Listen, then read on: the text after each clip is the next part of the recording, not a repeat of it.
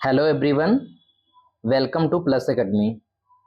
आज की वीडियो में हम चार्ल्स डिकेंस को डिस्कस करने जा रहे हैं। इससे पहले हमने क्वेश्चन नंबर 10 तक कंप्लीट कर लिया था, तो आज की वीडियो में हम चार्ल्स डिकेंस को डिस्कस करेंगे क्वेश्चन नंबर 11 से।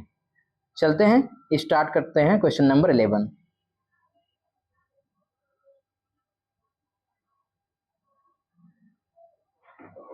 Charles Dickens' Little Dorrit is an attack upon the economic education in universities, the social practices and their effect, the school system, Marshalsea, the debtor's prisoner, and the system that is responsible for its existence।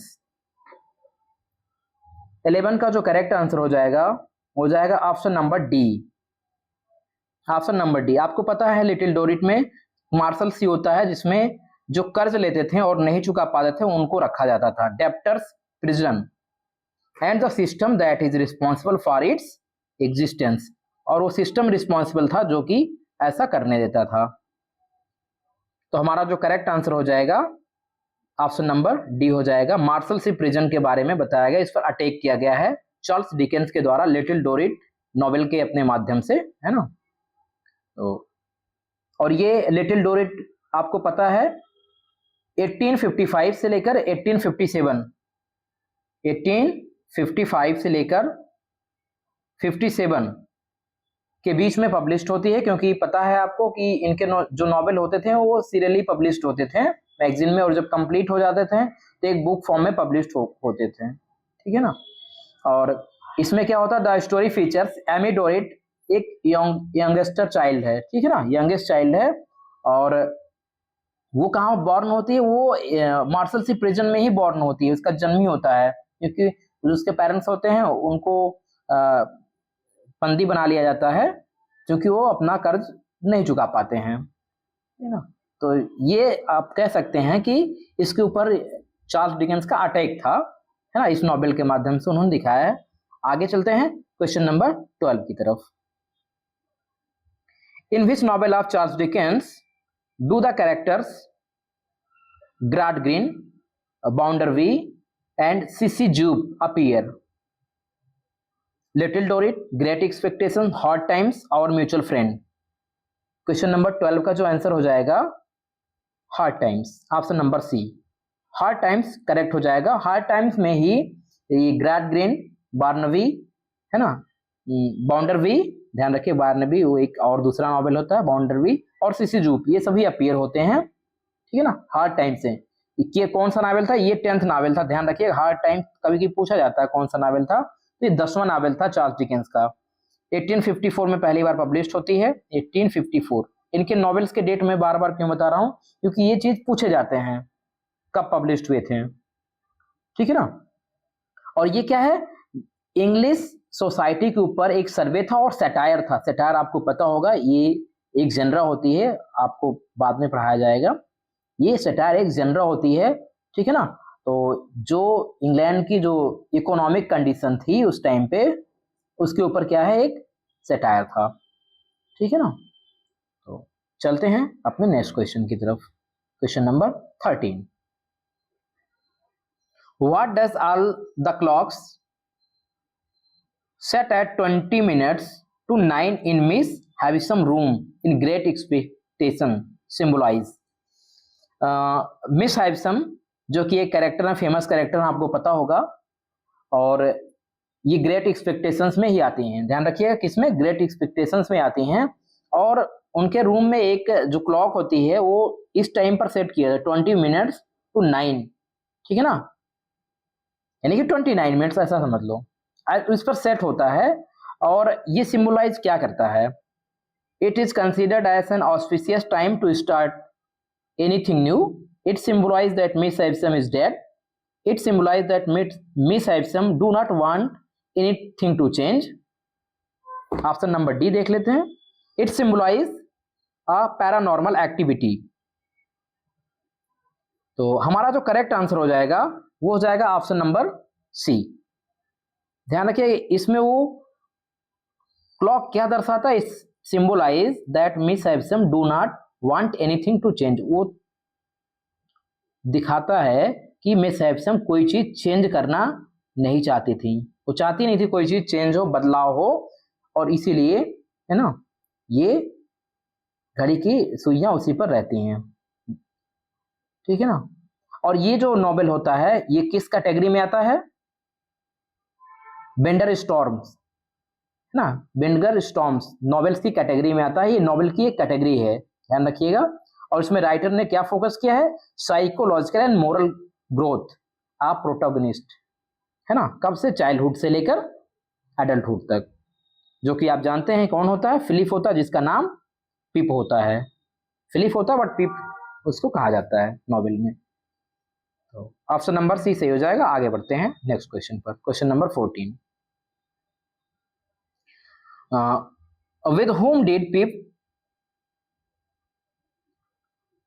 live with at the beginning of the Great Expectation? जब great expectation novel start होती है तो उसके beginning में वो किसके साथ रहता है? With his governance, with her Elder sister and brother in law, with her brother and sister in law, with his mother and sister.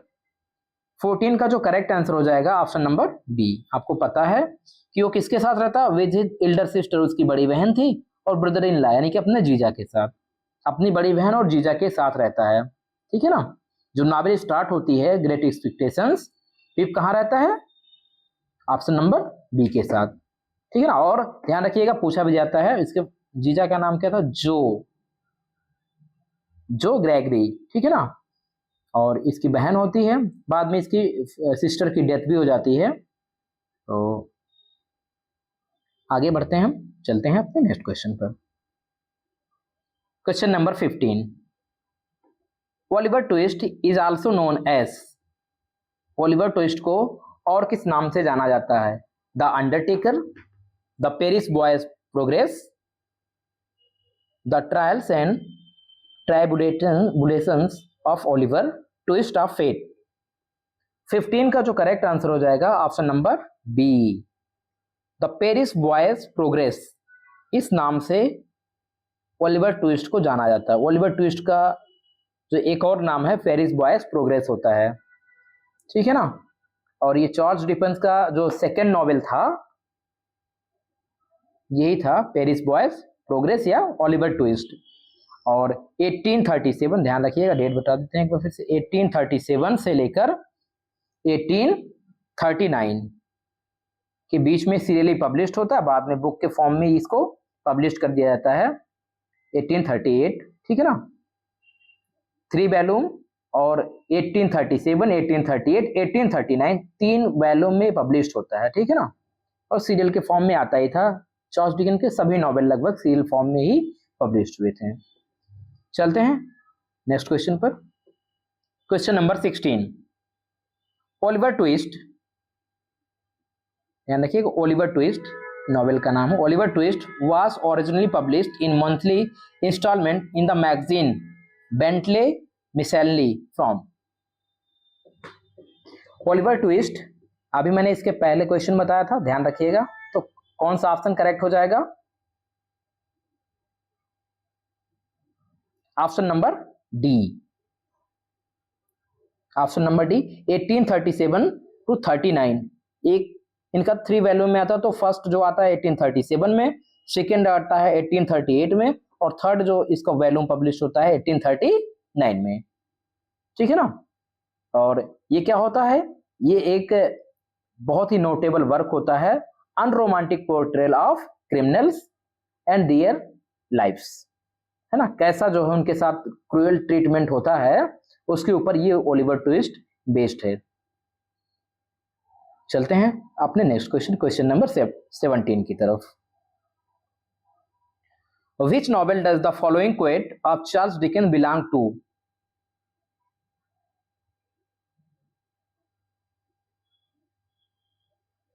Charles Dickens belong to, यानी कि कह रहे हैं कि I care for no man on earth, I care for no man on earth and no man on earth care for मी।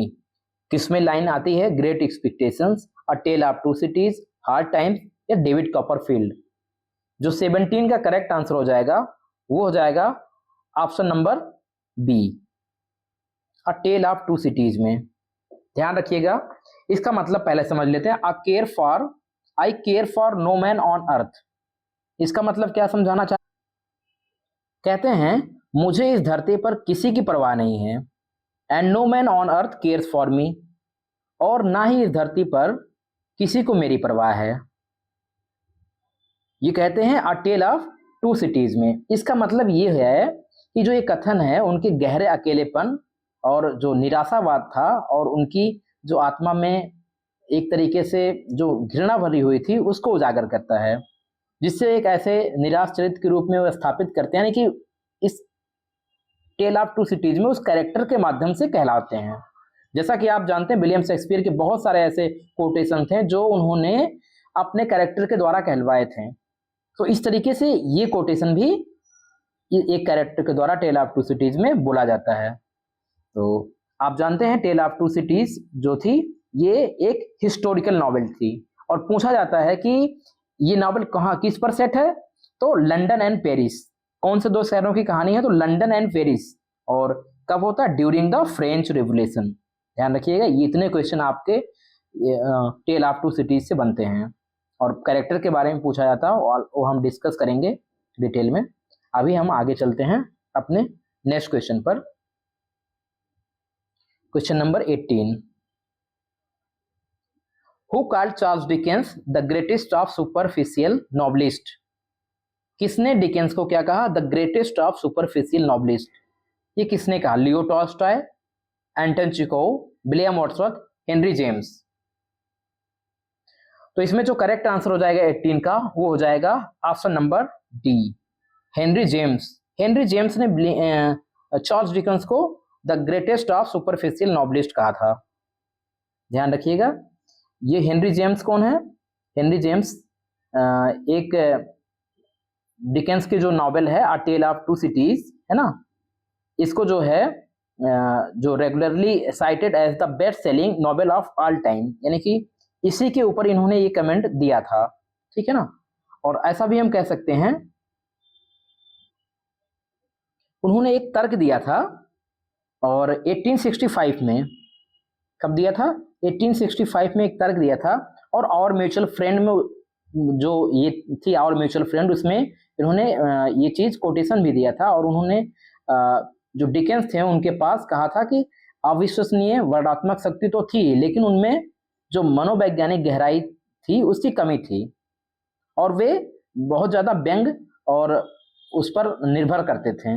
इस तरीके से जो हेनरी जेम्स का मानना था कि डिकेंस अपने पात्रों को वास्तविक आंतरिक जीवन प्रदान करने में विफल रहे हैं, तो उन्होंने इसकी समीक्षा की थी आवर म्यूचुअल फ्रेंड में। तो हमारा जो करेक्ट आंसर हो जाएगा the greatest of superficial novelist, Henry James ने कहा था। आगे बढ़ते हैं हम क्वेश्चन नंबर 19 की तरफ। Charles Dickens was the first editor of a newspaper of which started in 1846। Charles Dickens सबसे पहले, आपको पता है, नॉवलिस्ट बनने से पहले वो एक क्या थे, एडिटर थे एक न्यूज़पेपर के, ठीक है ना। और विच वाज इट, वो न्यूज़पेपर कौन थे जिसमें वो एडिटर थे, the morning Chronicle, a daily news, morning post, daily Chronicle. जो हमारा 19 है उसका जो करेक्ट आंसर हो जाएगा ऑप्शन नंबर बी। ये जो न्यूज़पेपर थी उसका नाम क्या था, डेली न्यूज। ध्यान रखिएगा, डेली न्यूज में वो क्या थे, एक एडिटर थे। और क्या था, daily news was a national daily newspaper. कहाँ प्रिंटेड होती थी, यूके, यूनाइटेड किंगडम, आप जानते हैं यूके में पब्लिश होती थी। और इस न्यूज़पेपर को क्या 1846 में, ध्यान रखिएगा 1846 में फाउंड किया गया था चार्ल्स डिकेंस के द्वारा, ठीक है ना। और इसके फर्स्ट एडिटर थे। इसका मतलब हम कह सकते हैं कि उन्होंने एडिटर का काम भी किया था न्यूज़पेपर में। चलते हैं अपने नेक्स्ट क्वेश्चन पर, क्वेश्चन नंबर 20।